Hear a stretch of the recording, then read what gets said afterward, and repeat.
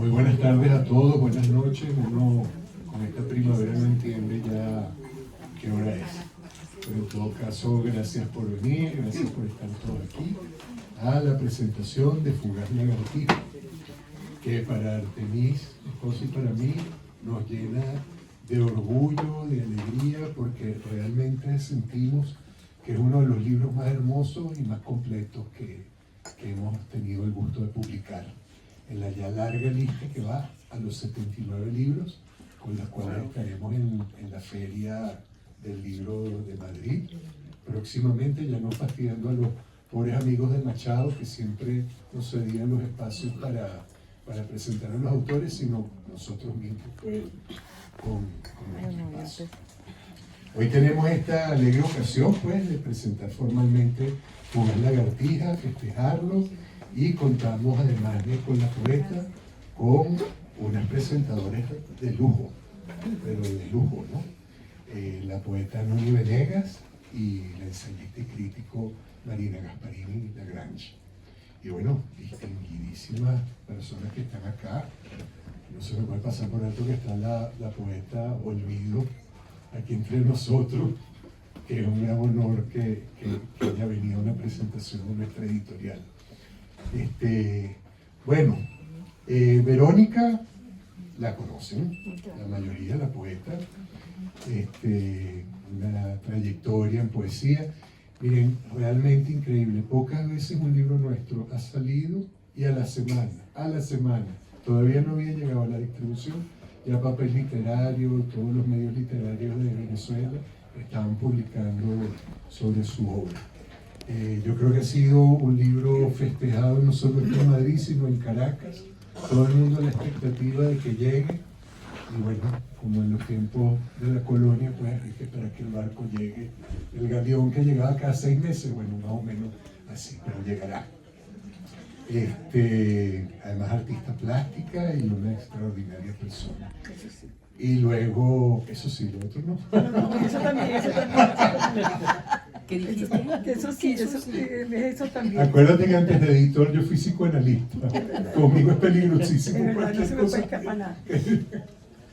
Bueno, y tenemos a Noni Venegas, hispano-argentina, una poeta de larga trayectoria aquí en España. Tiene unos 9 libros publicados, distinciones importantes. Ha trabajado mucho el tema también de la traducción, de la crítica, de la actividad, ha hecho actividad cultural y promotora cultural muy importante, ha hecho visible la voz de las escritoras mujeres, tiene una antología fundamental sobre la poesía femenina escrita aquí en España. Y bueno, una persona deliciosa para conversar, que estoy seguro que les encantará. Y luego, la gran amiga aquí, Marina Gasparini, que bueno, al menos nosotros estamos felices de que esté de vuelta a Madrid. Sí. Es así. Eso también. Eso sí Y que se incorpore, esta tarea de promover nuestros valores literarios y nuestros valores culturales aquí en España y en Europa, como lo ha hecho antes a través de la labor editorial que hizo con Visor en su momento, para que llegara a ver la colección sobre la poesía venezolana en este sello tan importante. Que, oye, otra cosa que nos honra mucho, la poeta viene de hacer un libro con Visor y ahora viene con nosotros. Bueno, yo no sé cómo lo ve ella, si un downgrading, pero nosotros lo sentimos como una gran felicidad. Bueno, Marina, una larga trayectoria dentro del mundo de la cultura y de las letras, fue profesora de literatura en la Escuela de Letras de nuestra UCB, en la Universidad Central de Venezuela. Allí daba la cátedra de necesidades expresivas. Luego, cuando se trasladó aquí a Europa, escribió varios libros también. Tiene Laberinto Veneciano, una antología sobre los poetas que vivieron el exilio en Venezuela y en Latinoamérica, muy importante. Algunos de sus libros traducidos al italiano. Bueno, como dije, se reincorpora aquí en las labores y a la lucha cultural y estamos felices de ello. Vamos a comenzar de una manera distinta y primero la poeta va a obsequiarnos uno de sus poemas. Y al final un exorcismo con laurel. No, tú... Y no puedo decir gracias antes. Puedes decir lo que tú quieras. Tenemos tu presentación. Eres libre de decir lo que tú quieras. Sí, prefiero, sí. Sí, sí, Pero, como tú. muchísimas gracias. No, sobre todo. Mis editores, ¿dónde está Temi? Se me perdió. Está grabando. Allá arriba. Y David que está por allá atrás. Por el libro que quedó tan bonito, con un papel tan bonito, y la impresión de las imágenes tan buenas, con buena resolución. Y, viene el original, viene el original.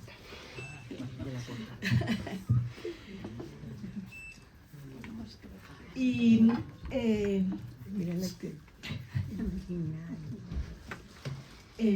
bueno, a Jenny Mendoza y a Antonio Choc, que me prestaron el cuadrito.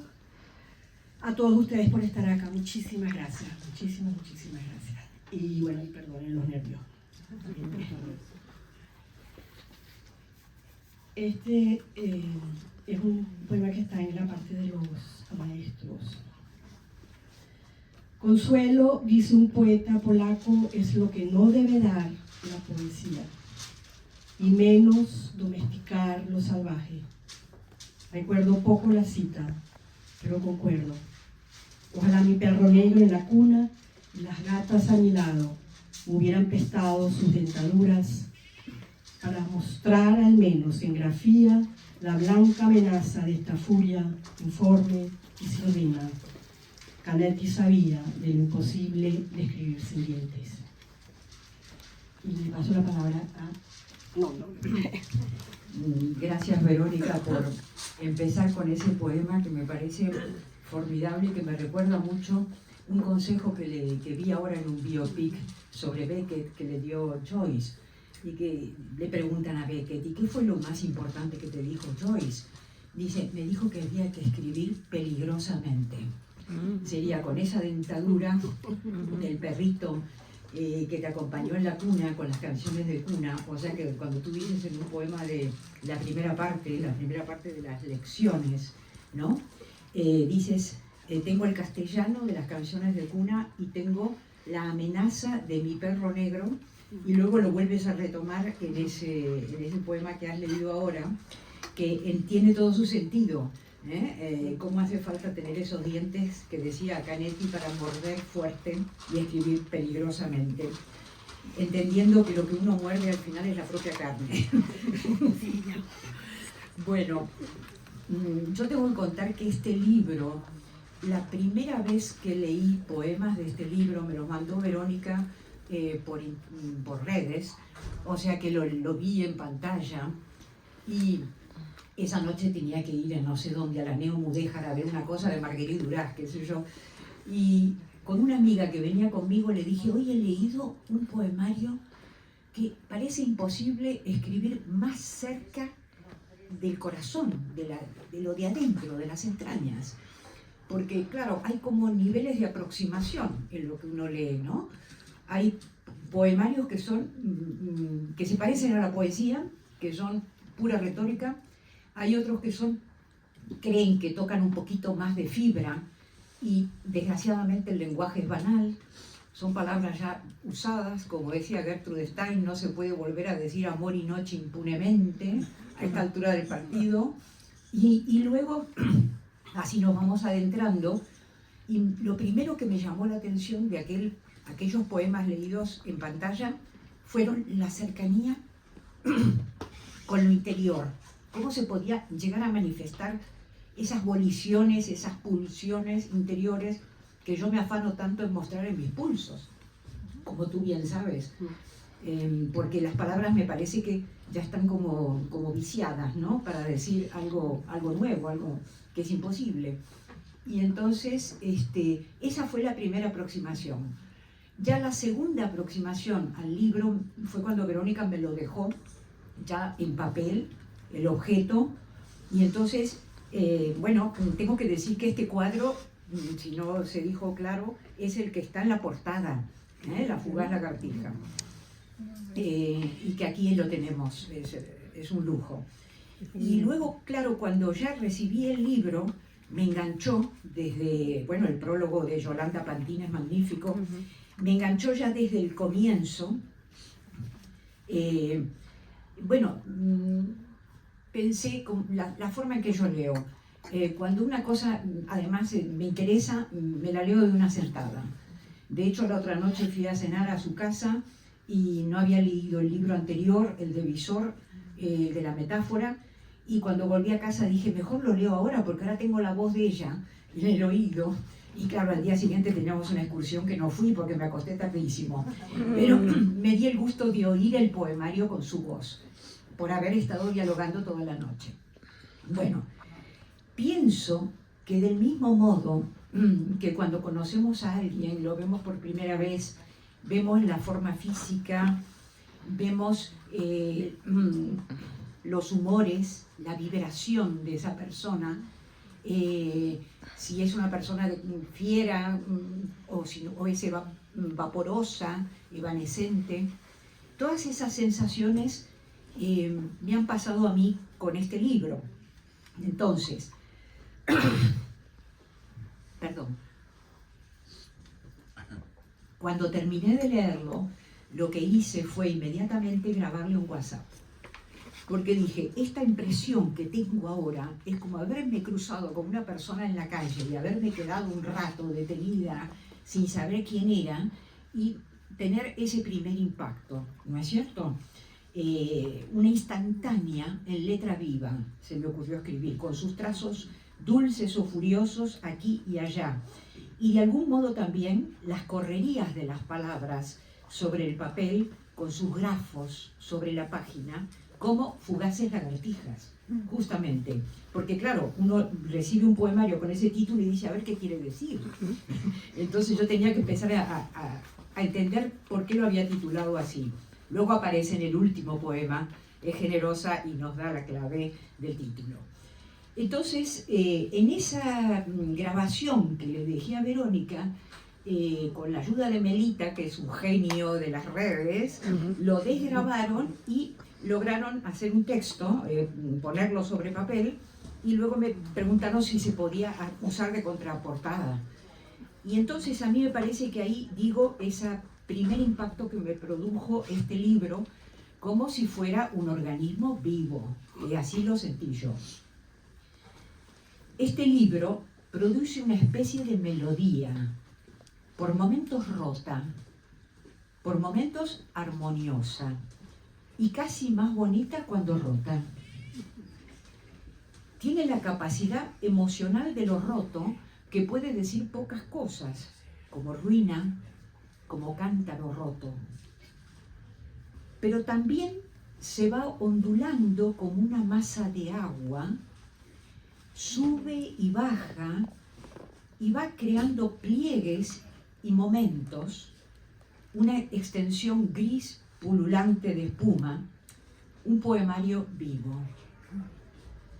Respira, se adormece, se anestesia, como la tensión, como la forma en que una misma vive y siente y piensa y está despierta, semidormida o dormida de todo. Es un poemario soberbio. Hay aquí una voz, una sabiduría en el sentido de que no hay afirmaciones, sino dudas, interrogaciones, algo que apunta a un saber, aunque no se tenga claro si este saber va a terminar siendo verdad o mentira. Hay como un estado preliminar, diría, a la vez constante, como supongo es la vida. Yo tengo ganas de callarme ahora y después seguir, porque también he tomado otras notas y preguntarte cosas. Vale. Y le paso a Marina. Gracias, Mona. Gracias a todos por estar aquí. Y para mí realmente es un honor estar con la fugaz lagartija. Hace ya, ¿cuánto? 3 años, 2 años, salió el libro que edité, o sea, que le curé yo, de la metáfora fluida. Y tener este libro en manos, para mí ha sido muy conmovedor y muy aleccionador, porque es un libro muy fuerte, pero es una decantación de todo lo que son los libros de Verónica. Tengo mucho más en mente, claro, por cercanía, el de la metáfora fluida, pero son sus temas. Es el tema de la pérdida, es el tema de la errancia, es el tema de los orígenes, de las dos lenguas, una en la que escribe y de una manera más aceptada, diría yo. Esas son preguntas que después le haremos a Verónica. Y otra, que es la del conflicto. Son todos sus temas. Es el hecho de la memoria, ya no solamente como memoria personal, que hay muchos poemas de memoria personal, obviamente, memoria íntima de ella, sino que a través de esa memoria llega a lo que es una memoria colectiva.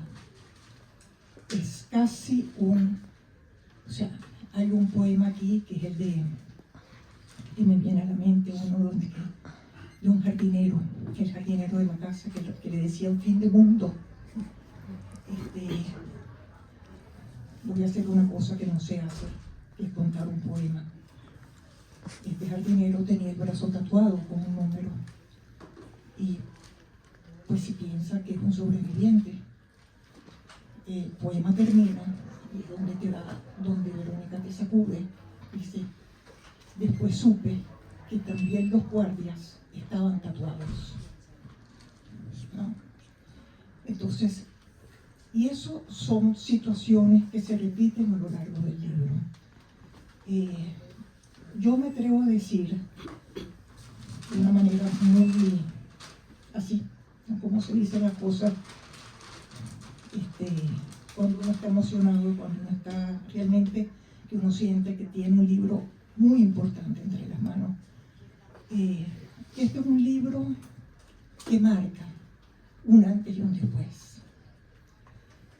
Una manera de decir, no es un libro nada fácil, nada fácil. Es un libro que nos exige mucho y nos exige también como lectores. Pero es un libro que te deja la poesía en las manos completica.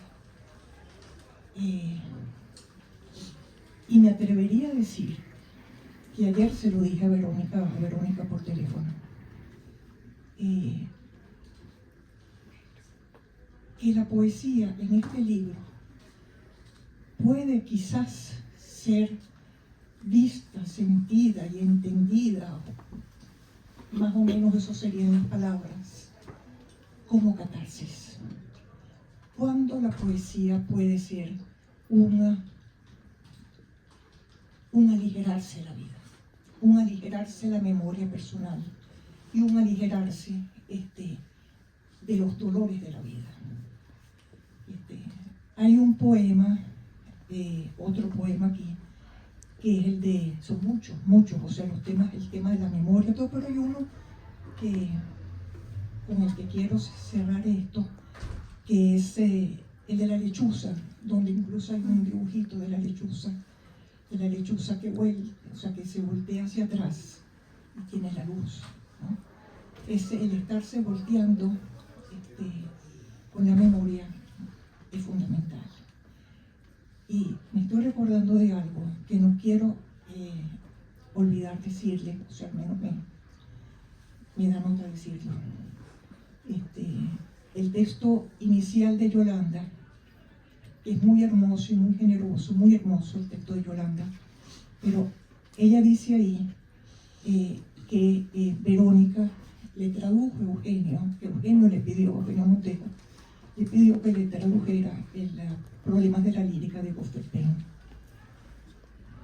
Verónica tradujo Morgue de Gottfried Benn. Y en este libro de Fugaz Lagartija, siento que se morde en la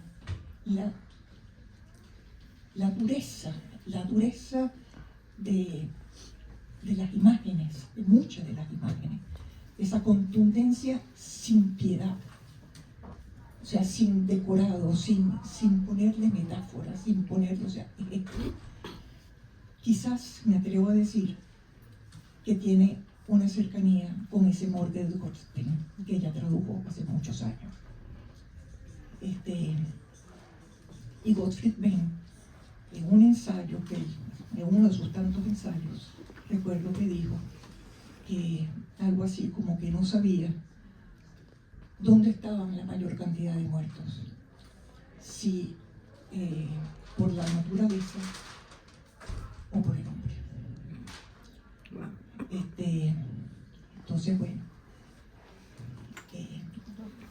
creo que hay mucho que hablar aquí y te dejo a ti, Nori, la primera pregunta. Bueno, un poco al hilo de lo que decías del arte como catarsis, para mi sorpresa, cuando ya en una segunda lectura y la tercera que la hice esta mañana para refrescar el libro, hay un momento que el libro cuento que está dividido. Me enteré luego cuando lo volví a leer, porque lo primero fue el impacto como una persona que no te pones a mirar si es guapo, lindo, te impacta la fuerza, ¿no?, de la presencia. Ya después, cuando lo leí con más calma, me di cuenta que está dividido en dos partes. La primera parte se llama Las lecciones, ¿no?, que ella recibió en su vida. Abre con un primer poema de tu madre, de mantenerse erguida. Curioso, porque yo también lo tengo. Somos de la misma generación, donde teníamos que estar impecables, erguidas, siempre rectas. O sea que eso me tocó mucho, porque vi que era algo universal en nuestra época. Entonces, en la primera parte, en Lecciones, ella expone su quiebre. Por eso a mí me parece que está roto el poemario, porque en el momento que te dan la orden que tenés que estar erguida, te quiebran para todo lo otro que hubieras podido naturalmente ser. ¿Te das cuenta? Alza un mapa con sus instrumentos y luego pruebas las palabras. En esa primera parte verificas su musculatura enclenque pero flexible, confusa pero rica en la profusión, en la variedad que tiene, como has dicho tú, de imágenes el libro. Y en la segunda parte, titulada Maestros, Verónica dialoga con sus interlocutores. Hay básicamente dos, mentalmente, y además vi que tenés un primer libro que se llama El arte de perder, y es obviamente Elizabeth Bishop, la poeta norteamericana, y el otro es Hölderlin. Entonces, de Bishop y su arte de perder, planteas en el comienzo de otro poema memorable: ¿qué se gana cuando se pierde? Un país, un continente. Y una interesante distinción en esa serie de poemas, que son como 6, 7, 8 poemas sobre ese tema del arte de perder, cuando Elizabeth Bishop, dice, el arte no es para tanto. Me pareció formidable eso.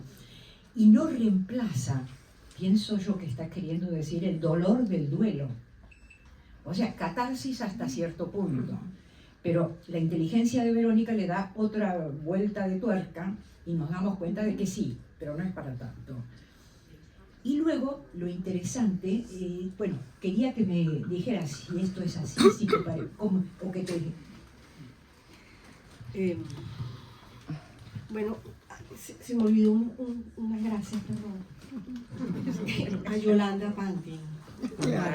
A Yolanda, ¿cómo se me podía pasar? Gracias, Yoli. Si me están grabando. Gracias, Yoli. El arte de perder, sí. Eso también fue un descubrimiento que me lo regaló Yolanda Pantin. Ella fue la que me introdujo Elizabeth Bishop y fue muy importante hace, ya no digo cuántos años. Y en este libro, o sea, yo de cierta forma había como olvidado un poco la cuestión de la Elizabeth Bishop y eso, pero retomé cuando terminé como de procesar las lecciones de Hölderlin y las lecciones de Canetti y otras, pensé, bueno, que mi primera maestra es la Bishop. Entonces, ahí, cuando armé el libro, introduje esos poemas como una forma de, sí, como dijo Marina también, es como un poquito autobiográfico, un poquito como una recopilación de eso, de lecciones que me dieron algunos maestros. No sé si lee el poema de la Bishop. Sí.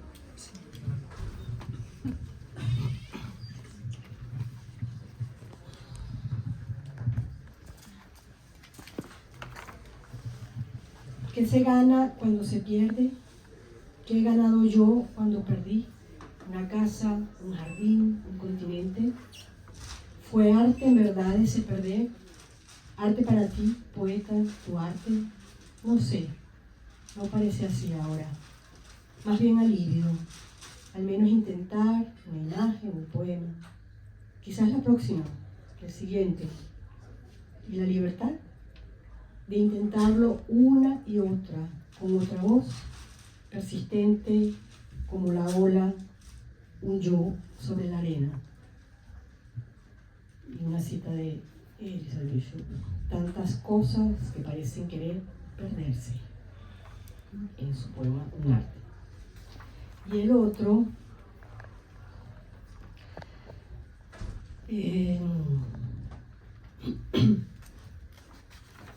está aquí.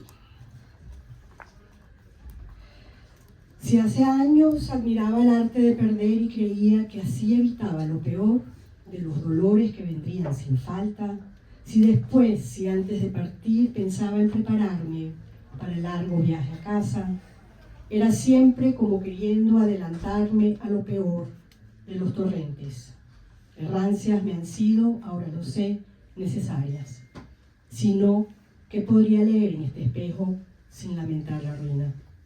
Sin falta, como los ríos y mares, pasarán las artes, precarias, persistentes, quizás solo para ti, y si algún día regresas, para los de tu casa. El arte no es para tanto, también dijo Elizabeth Bishop en una carta a su amigo Robert Lowell. Leo de la lechecita.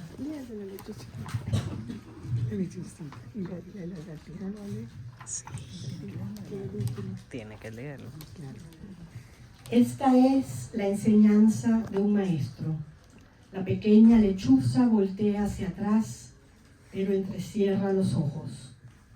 Es demasiada la luz al calor de la luna. Para un grabado de Hiroshige Utagawa. No se ve mucho, pero si compran el libro. Muy bien. Claro. Puedo volverte a publicar. Así me gusta. Mi pregunta es más pegada que la de la Bella Benoni.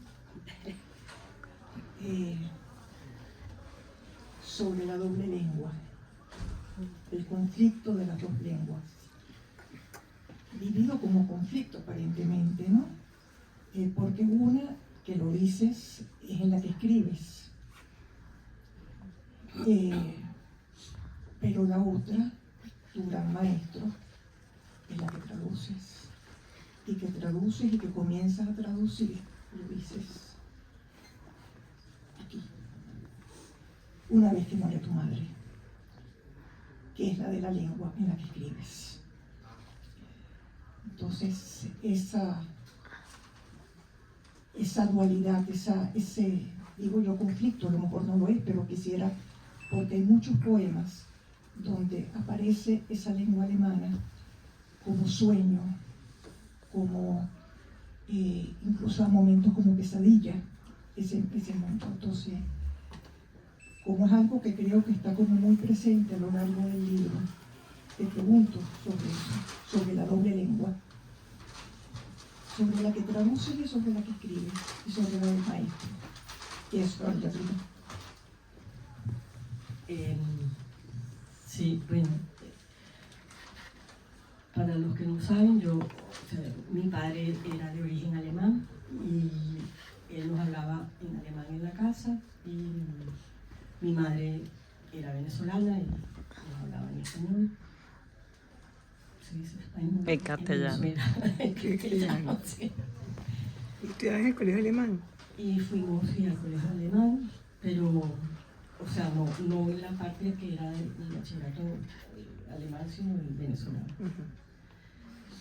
Y conflictos en ese sentido yo no recuerdo haber tenido, más bien nos servían los hermanos, éramos 6, somos, para hablar mal del prójimo, para que no nos entiendan, ese tipo de cosas. Solo después, cuando, ni siquiera cuando estudié en Alemania,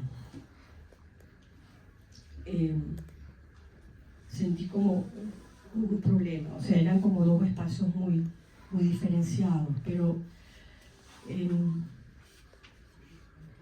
cuando empecé a escribir, ahí sí se complicó un poquito más la cosa y me di cuenta que yo no puedo escribir en alemán. No lo puedo hacer. La lengua materna. Y después me acordé de una cosa que me impresionó muchísimo, eso fue hace años. Estaba mi hermana mayor hablando con una amiga del colegio alemán y era un bar mitzvah, una cosa de esa. Y entonces se les acerca una señora que no sé quién era y les dice: ¿cómo se atreven a hablar en alemán aquí? Les había dado vergüenza. Wow. Y mi hermana reaccionó muy bien y dijo: esa es la lengua de mi padre. Mi padre tuvo que ir de Alemania por judío y yo estoy muy orgullosa de hablar en alemán. Y a mí eso me impresionó muchísimo. Porque la verdad es que, o sea, yo en el primer momento pensé, bueno, la señora tiene razón. Eso en cuanto a ¿y por qué traduzco a Hölderlin? No, y después de la muerte de mi madre, o sea, sí, la verdad, el psicólogo Yo te iba a preguntar algo. Podemos, quizás, porque ella misma quizás lo dice en un poema, dice que cree recordar que empezó a traducir a Hölderlin tras la muerte de su madre a su lengua materna. Entonces yo me pregunto, y ella dice, además en el poema, y lo traduce por lo difícil que era hacerlo. Entonces sería difícil, ¿cómo se me ocurre, aprender a vivir sin la madre?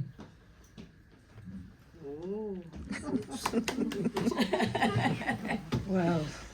Y claro, a la lengua Sí. materna, Sí, bueno. que el maestro te hable con la lengua de tu Sí, madre. sí. Digo Y que yo, el maestro nunca Sí. habló de la madre. no, pero está ella ahí, Sí, claro. Sí, sí, no, porque lo dice Sí. también. claro. El poema siguiente. El sí. poema siguiente, el Sí. maestro no habló nunca de la madre. Nunca habló de la madre, Nunca no, habló no de la dijo madre. nada. Sí, sí, es cierto. Sí. Sí, bueno, puede ser. Podrías leer los dos, ¿no? Ok. Porque ahí Voy ya... a leer los- Ok, claro. Más fácil. Ay, Y lo que tú querías Lee preguntar. y después yo te pregunto. Ok.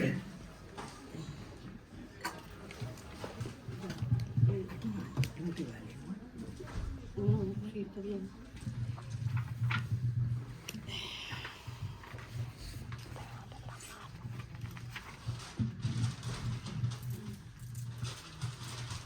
¿Dónde está lo de la madre? Que empiezo a escribir. No, no está aquí. Bueno, mientras lo ubicas, Sí, yo te comento lo siguiente. A mí me impresionó mucho el tema de las traducciones, de la traducción, y luego haces referencia a otro gran traductor que fue Sigmund Freud, porque te refieres a su... Además, eso es de especialista, de altos estudiosos del psicoanálisis, porque llegar al blog de notas mágico, de cómo Freud explicaba la memoria, es una cosa que solamente quien ha estudiado psicoanálisis lo tiene por ahí. A mí me llamó mucho la atención porque escuchando a Marina y a Noni me di cuenta que también Freud fue el gran traductor de lo inconsciente a las palabras de lo consciente. Entonces vas dando vueltas en torno a traductores, distintas formas de traducir. Ese sí habló de la madre, hasta el cansancio. Si no, Vamos a ver cómo la dice la poeta. A ver, y la madre. No sé si recuerdo bien ahora, pero creo que comencé a traducirte, poeta, a la lengua de mi madre solo después de su muerte. No fue por lo difícil que me atreví a traducir los signos de Hölderlin, pero fue lo que gané con ello. Lo difícil aprendí, es más real y verdadero. Y aquí de la madre. ¿Cuándo hay que huir continuamente? ¿Cuándo el cielo azul es demasiado intenso? ¿Cuándo es solo frío en un largo invierno? ¿Cuándo la pregunta se hace con buenas o muy malas intenciones? ¿Puede confiarse en madres, en azul del cielo?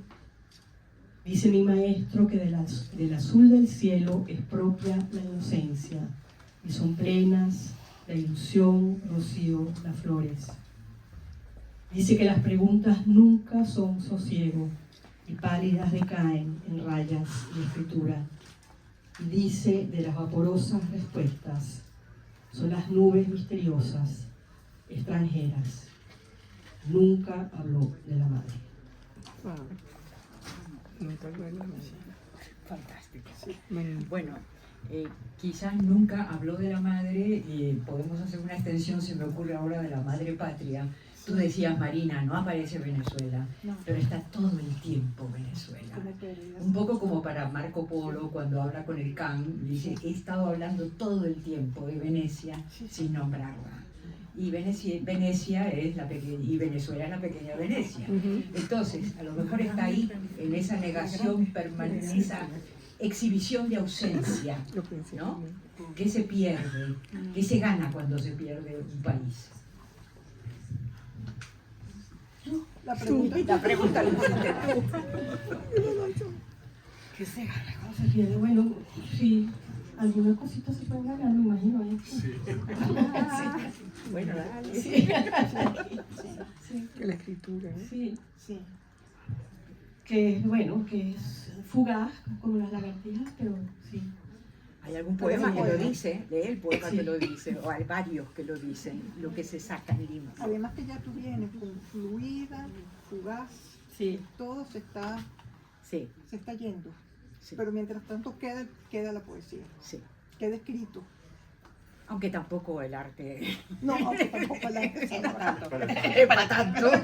Es para tanto y tampoco salva. Claro. No sé qué. ¿Cuál te apetecería? Lo que te salga. Bueno, de la pequeña Venecia, ¿te parece? Recogí este resto cuando regresé a una pequeña Venecia en Londres. Rojo otoño, ahora en mi país, doliente, deforme, a tiempo ya ruin y distante. Después fui al pequeño jardín dedicado a Rembrandt, quizás por los canales al lado. Su árbol de fuertes raíces, un cedro o un olmo, repartía hojas bien formadas. Ni en mi casa ni en el jardín pasado quedan raíces, forma alguna, fragilidades, su vigor diluido como el agua sombría de estos canales. Lo rojo de mi país pasado será así, pequeño resto, hoja informe o deformada. También tengo que decir que estos son poemas del 2000, o sea, llevan tiempito. Y hablan, sí, de 2014-2018, sí, de una ausencia que se hizo como cada vez más profunda, quizás, y más como generalizada. Todo se era vagamente ausente. Entonces sí, eso coincidió sí con sí, básicamente con problemas que vivíamos en Londres, y ahí escribí ese tipo de cosas. Y ¿qué más? De la madre, bueno, tengo un poema aquí que habla de cómo leía a Lorca. Eso fue. Pero este me gusta más. En alguna parte leí que un tono, sol mayor, significa luz de esperanza, en la noche desespero. En otra más, que el miedo, cuando es trabajado, puede volverse incentivo para el cuidado. También que la verdad, aunque casi nunca nos libera, a veces puede consolar. Encontraré el tono entonces, más bien sol sostenido, que en verdad anuncie, el fin de la noche, la aventura del cuidado y liberal consuelo. Y este es otro típico, pues. No es casa, son castañas lo que agradezco del parque con sus árboles centenarios. Cuando el blitz, pienso, también estaban. Parecían inconmovibles, y yo sigo mi camino. Sí. Espérate. No fácil.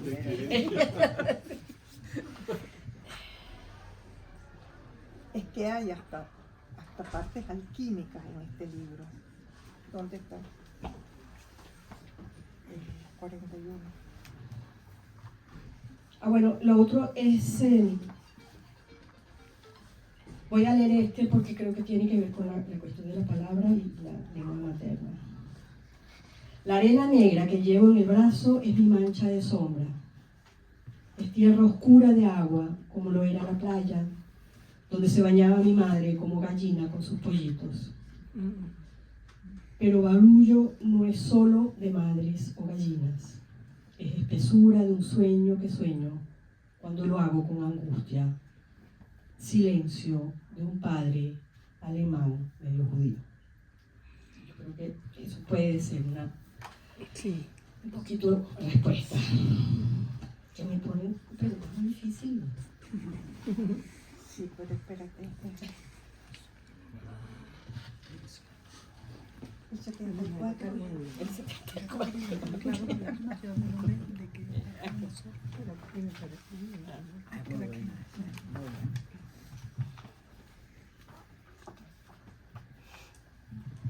Ajá. No, este 73, este 74. Tiene un epígrafe de Marcel Reich-Ranicky, que era un muy buen crítico de literatura alemana. Extraños en casa y huéspedes en el extranjero. El bisabuelo, cuenta, se convirtió al cristianismo por cuestiones de negocio. No sirvió para sus hijos y nietos y su casa en Berlín fue destruida. Ayer vendí un cuadro que compró la bisabuela hace años en Roma. Se lo había llevado a Caracas cuando el exilio, por judía. Hoy leo que los poetas judíos alemanes los veían con distancia en su país, huéspedes, pasajeros en el extranjero. Pero yo no estoy en Berlín, ni en Caracas, ni en Roma, y no escribo en alemán. Pero ahora que mi país se hizo distante, ningún negocio serviría para convertirme.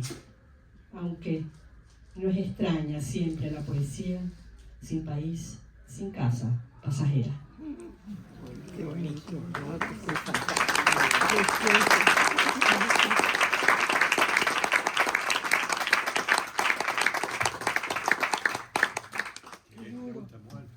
Yo no sé si dentro del público hay alguien que haya tenido la suerte de haber leído el libro.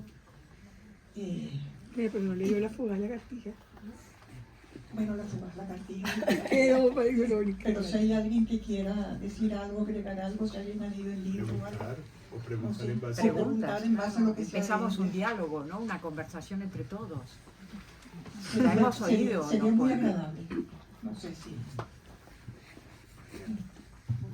Un comentario de otra que creció con alemán y español.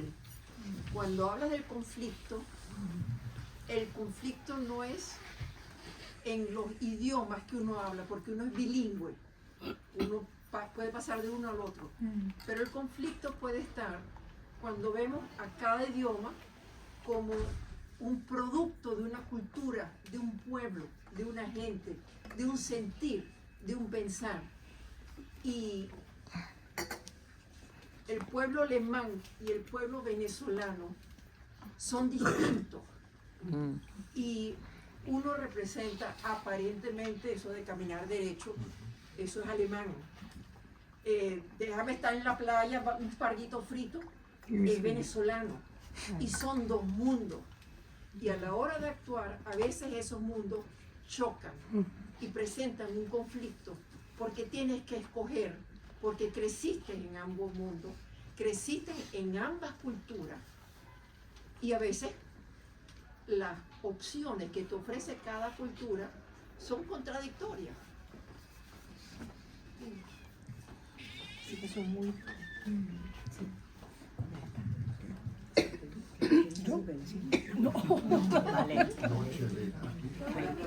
Por aquí, Maribel. ¿A capela o con micrófono? Una pregunta fácil, porque eso es muy difícil para mí. ¿Qué te gusta más? ¿Con qué te quedas? ¿Con el idioma alemán? ¿Con el idioma castellano o español? ¿O con la poesía? Eso tú lo llamas fácil. Vamos a discutir esas definiciones. Esa facilidad. Sí, esas facilidades, no. Bueno, como dije antes, yo o sea, no creo que pueda escribir en alemán. Más si quiero seguir escribiendo. En castellano. Entonces será en castellano. Y ya, no hay, o sea, no es una... O sea, que te quedas con la poesía. Sí, sí. Y ahí está La fugaz lagartija. Claro. ¿Sí? Ahí. Yo tengo un seguimiento curioso de las Con tres que han micrófono. Hagan más fuerte, no se te oye. Que ¿Puedes es curioso pasarle que el las tres micrófono? personas que han preguntado sobre la dualidad de los idiomas. Y mi pregunta es, ¿tú sabes, tienes idea por qué elegiste el alemán? El alemán. Perdón, el español, y por qué no escribes en alemán. Si has Sale indagado, natural. si lo has definido.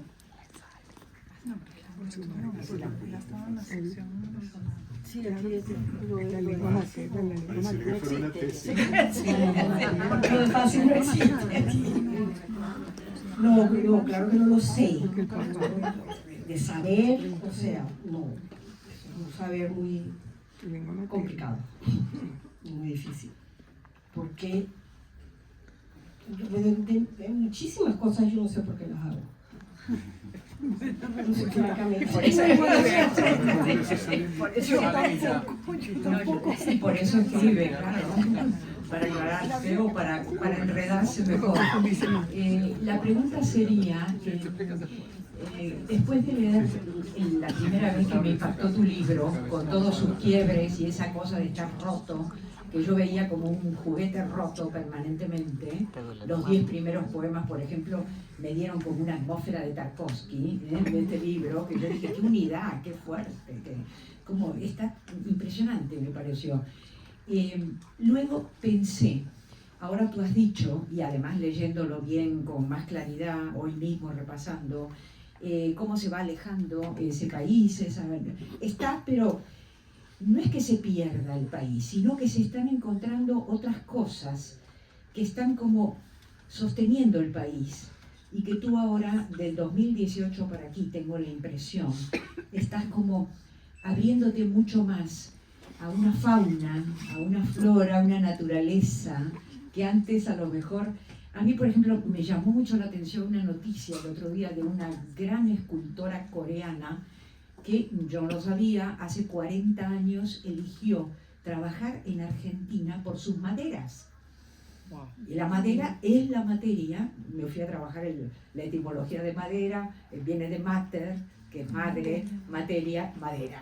Se fue a la Argentina por sus maderas, no habla el idioma, vive la mitad del año y el resto en Corea, donde vende toda su obra, le han hecho una retrospectiva, es una escultora famosa. Y entonces pensé que ella es como que no le hubiera importado para nada la historia, responde un poco a la pregunta de esta señora, la historia de ese país, de esa lengua, la vida social, la organización social. Ella fue por algo más ahí, más abajo, más que está ahí. Eso te puede estar pasando a ti a partir de estos poemas. Porque hemos leído otros poemas donde aparecen animales y toda esa cuestión. Bueno, sí. Aquí me aparecen muchos, pero la lagartija es el final que espero que sea la introducción a otros. Abre. A la fauna, como tú dices. Claro. Sí. Y ahí vienen unos cuantos animales. ¿Habría ese sostén entonces? Sí. Es muy factible. Porque yo la oigo hablar a Verónica de los paisajes de Venezuela y es realmente inconmensurable, ¿no? Que probablemente en tu vida caraqueña, universitaria y todo eso, no se había abierto la escotilla todavía para ver todo eso, ¿no? Se daba por sentado, ¿no?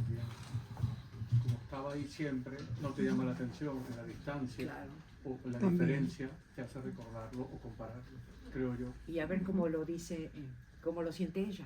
Bueno, tengo que decir que viajar al sur de Venezuela, que es donde están los grandes llanos y las selvas y eso ha sido, bueno, desde hace muchísimos años hemos viajado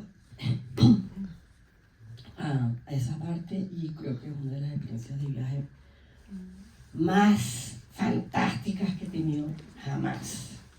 Y eso es viajes así a la selva y entonces hacer un campamento en una islita que como estaba el río bajo y entonces de repente sube el agua y hay terror, hay que salir corriendo y buscar. Ese tipo de experiencias, bueno, eso fue por muchísimo tiempo mi país. Eso más nunca lo hice, no lo pude hacer. Y por lo demás, hace poco vi un video y un artículo de los desastres que están haciendo en el sur de Venezuela y de la contaminación y la deforestación y las quemas y bueno, es un desastre.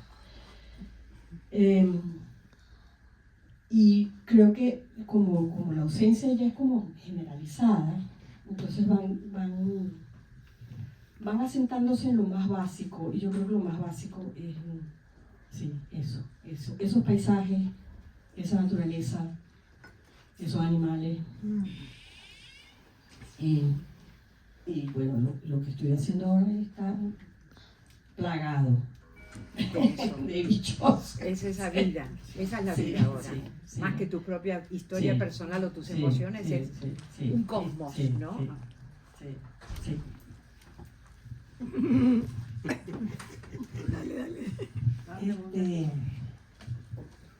Una preguntita aquí. Ajá, sí. Yo he leído el libro.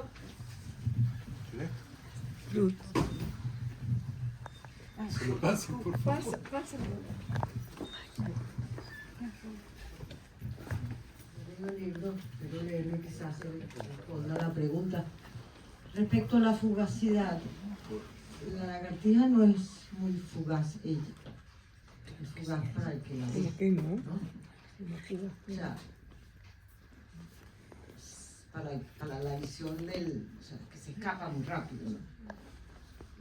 Mi pregunta es, ¿tiene relación el nombre como una comparación de tiempos de vida distintos entre los seres humanos o tú y una lagartija? ¿O tiene que ver con simplemente una cosa que se escapa o la vida que se escapa? O sea, porque de alguna manera el título me parece casi que contradictorio. La lagartija no es fugaz, o sea, tiene bastantes años de vida. Y uno lo conecta con los reptiles que vienen desde la prehistoria, pues, o sea, a mí me pasa un sentimiento más bien de algo que perdura, algo que permanece a través del cambio geológico incluso. Entonces, bueno, lo que sí es evidente es que desaparece cuando uno la ve. ¿Es a eso a que te refieres o hay una cosa ahí temporal entre... Claro, eso es la fugacidad. Otra pregunta fácil. Sí. Bueno, está muy interesante esa lectura del título. Yo no había pensado en los dinosaurios, ¿no? Pero sí, como metáfora de muchas cosas, de muchísimas cosas. Y una que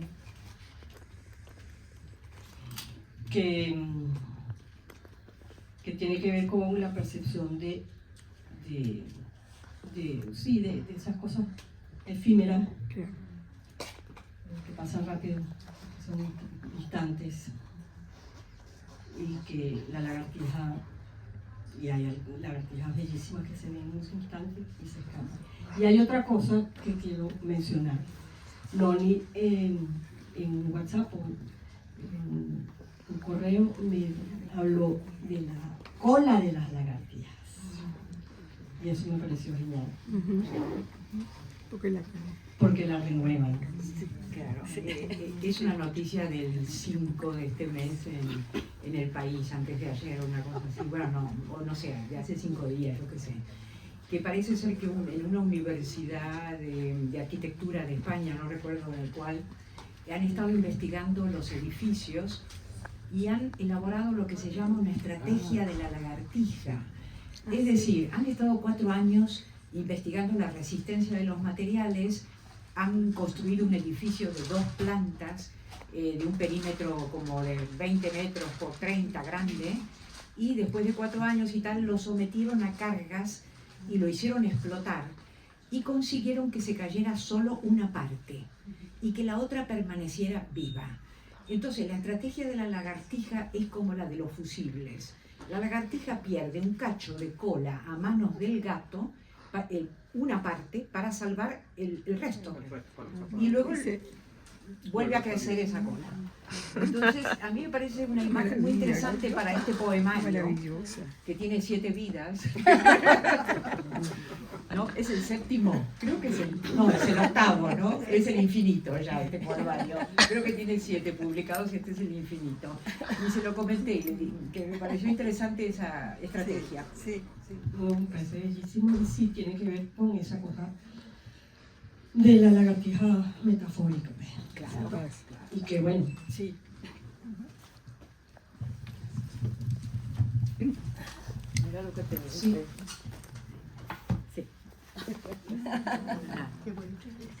Esto de las lagartijas es estupendo, ¿no?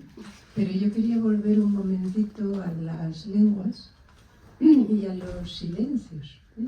Me gusta mucho la dificultad tuya para hablar. Aquí, por ejemplo, que se ve clara, yo la tengo también presente de nuestras sesiones en otros lugares, ¿no? Y me gusta mucho esa dificultad tuya para hablar, especialmente para hablar de los poemas, de qué los mueve, de cómo se mueven, de todo esto, porque no te cuesta nada hablar de las montañas, del paisaje de Venezuela, como se acaba de ver, de los problemas, todo eso no tiene ningún problema de habla, de verbalización. Y en cambio tiene problema de verbalización todo lo que, voy a decir, todo lo que conmueve. No sé si eso es algo o no, ¿no? Yo he leído el libro, es un libro que me ha impresionado muchísimo, es un libro extraordinario, me parece, por la profundidad, y por la dificultad y porque está lleno de silencio. No silencio realmente, porque todos los poemas son de una precisión absoluta y me parece que se sigue muy bien cómo funcionan, cómo proceden en el libro, etc., sino que en realidad la forma de hablar en el poema está llena de silencio, que tiene que ver, digo yo ahora un poco al albur, y espero que el profesional no me contradiga demasiado, tiene que ver, me parece, con esas dos lenguas, que en efecto, el alemán y el castellano, el español, que en efecto son dos lenguas indistintas cuando se utilizan para una persona bilingüe, pero que crean imaginarios completamente distintos, ¿no? Entonces la lengua de la escritura es la del castellano, la lengua de la traducción es una lengua que bucea, me parece a mí. Es decir, que bucea en Hölderlin, pero que bucea también en ti misma, es decir, en quien trabaja. De hecho, tu libro de traducciones de los himnos de Hölderlin tiene una enorme parte que es producción propia, tuya, ¿no? Y en ese sentido me parece que es una lengua que bucea en un silencio, y que ese silencio es el que más aporta, el que hay mucho balbuceo en tus poemas, hay muchas preguntas, no hay respuestas, hay mucha indagación en lo propio y en cómo son tan extrañas las cosas, ¿no? Entonces esa lengua que es el castellano, que es el español, es la que permite hablar, pero al mismo tiempo la lengua que no habla, la lengua muda, la lengua silenciosa, esa figura quizá paterna que también uno asocia con cierta mudez, que no es que oculte nada, sino que se quedó callado, es decir, que ya no se puede hablar, digamos, ¿no? Eso me parecía a mí que era como la raíz del habla tan verdadera y tan difícil. Ese poema en el que dices que lo difícil es verdaderamente lo real y lo verdadero, ¿no? Eso me parece impecable, es decir, es ahí donde están las cosas, ¿no? De la facilidad no sale nada, y de esa indagación en ese silencio yo creo que sale, bueno, ese tono, que es extraordinario, sí. Qué bueno.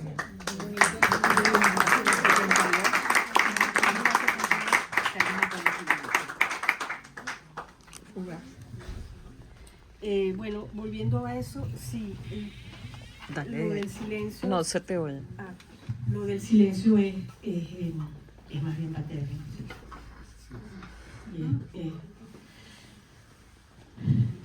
Sí.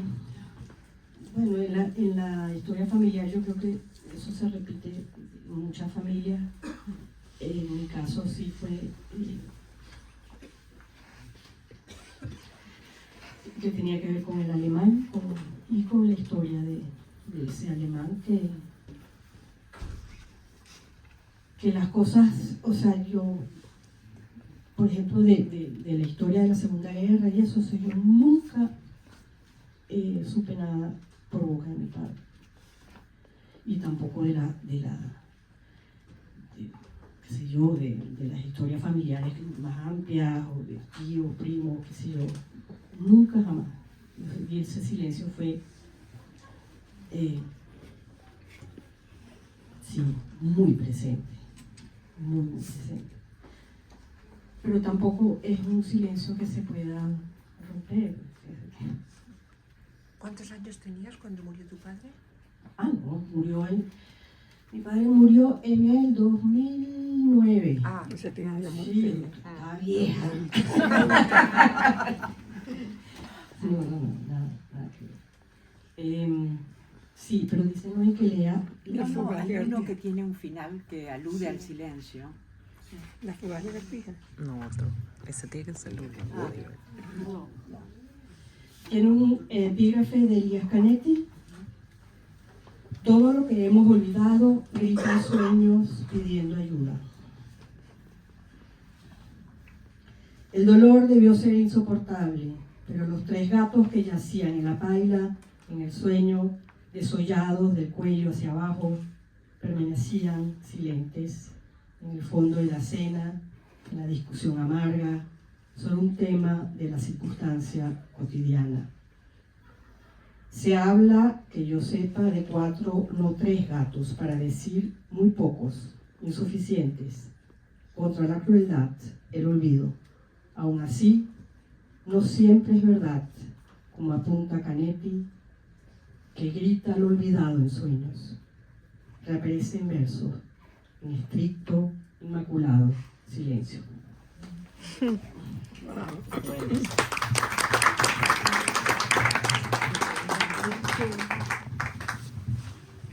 Enhorabuena, Verónica, por este magnífico poemario, y yo quería hacerte una pregunta a propósito del poema de la página 60. Me pregunto si los versos "Ven ahora, fuego, ansiosos estamos", está presente Celan en ese díptico, porque si los tuviese, aprovechando la intervención de olvido, del silencio, habría en el poemario una fuerte tendencia a enmudecer que tendría que ver con Celan y también con la paratasis áspera de Hölderlin, con esa característica de tu poemario que Noni Venegas ha calificado excelentemente como rota, ¿no? Entonces quería preguntarte si Celan agujerea en la lengua alemana, si Celan está presente en tu poesía. ¿De alguna manera se podría decir que intentas agujerear la lengua española?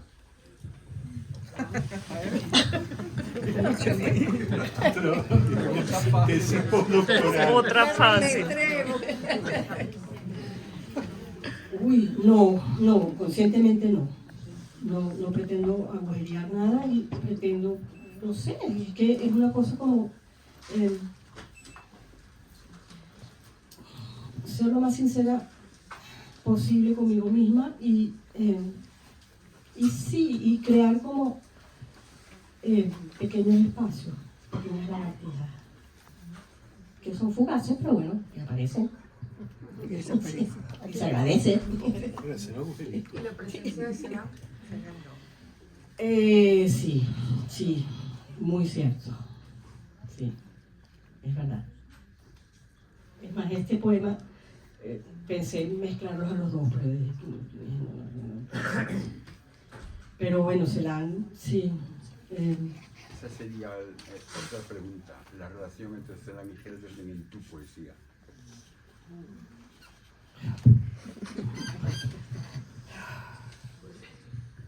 Es que tienes un libro maravilloso, el de las traducciones, en el que traduces a bastantes poemas de Celan. Sí.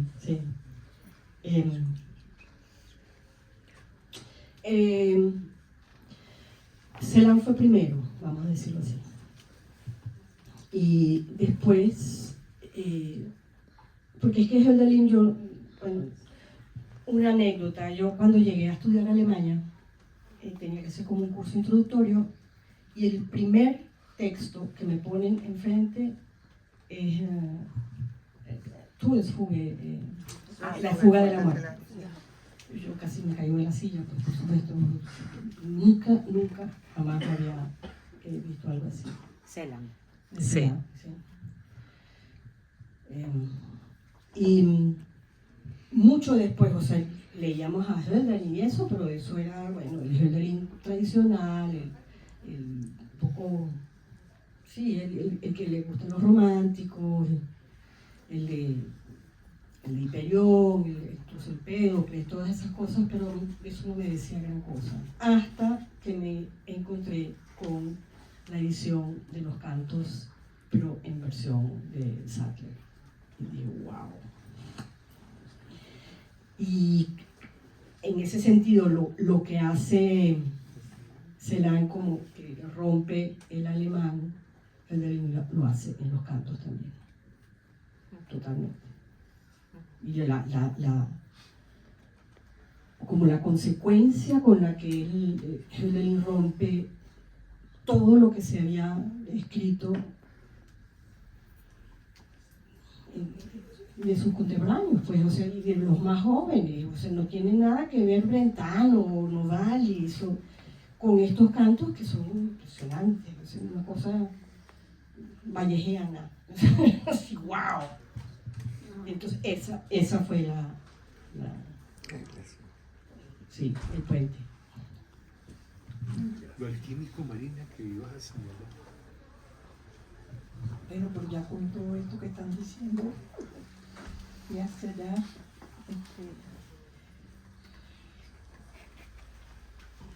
es otra cosa, sí, pero esta de la página 41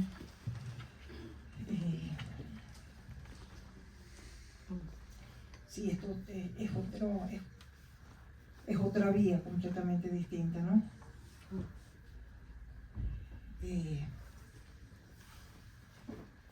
No sé si te parece leer o no. Sí, sí.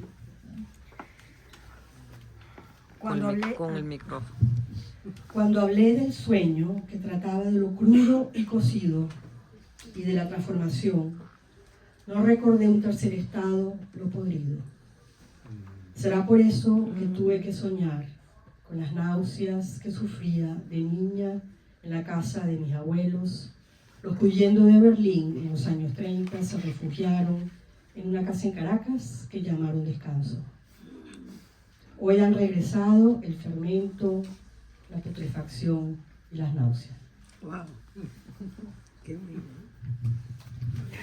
Bueno, y la lagartija, ¿no?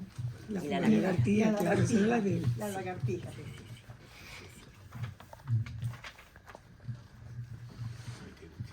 Arte es lo que queda de una religión en ruinas, creí entender alguna vez. En esta escritura no hay arte ni forma de creencia o entendimiento. Quizás algo de esperanza en encontrar la fugaz lagartija o su sentido. ¡Qué bueno! Maravilloso.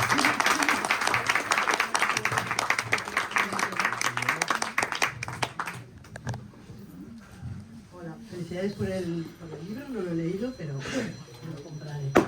Yo no suelo pasar de puntillas por las cosas, sino que voy un poquito más de otras formas. El exilio, que es una exiliada, ¿no? Vamos a llamarlo así, hemos hablado de Venezuela, como que no le gusta, ¿no? A mí ahora tampoco me gusta, porque se lo digo. Pero usted no tiene el corazón partido con Alemania. ¿Cómo lo tiene con España, en un país que ahora, precisamente, tenemos un país muy cercano, no cercano, pero sí no lejano de una izquierda o de una derecha? ¿Cómo lo ve usted eso? Me está preguntando por la situación política en España. Le preguntaría por muchas más cosas, pero... ¡Wow! Pero Pero bueno, no, usted si nos habla de Alemania, no ha tenido el corazón partido con Alemania, sí con Venezuela, pero precisamente ahora Venezuela y nosotros tenemos un país de izquierdas. ¿Cómo lo vimos? Muy Sí, ahora personalmente. ¿tiene el corazón partido? Yo estoy feliz de estar en España. Eso es lo que le puedo decir. Decirlo de vuelta. Claro.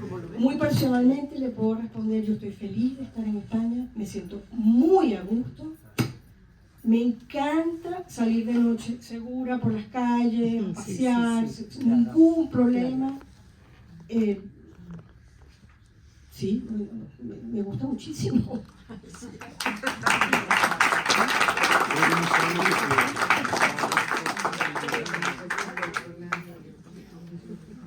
¿Alguna pregunta más? Sí, tenemos que terminar porque... Sí. ¿Alguien tiene algo? Tiene que cerrar, hacer cuenta. Si alguien tiene algo. Y si quieren que le firmen Tiene que firmar el libro. el libro. Unos ramazos de laurel por lo del sátiro Marce y Apolo, para conmemorar el poder. Gracias a todos por venir, gracias a todos por venir, gracias a la librería Machado.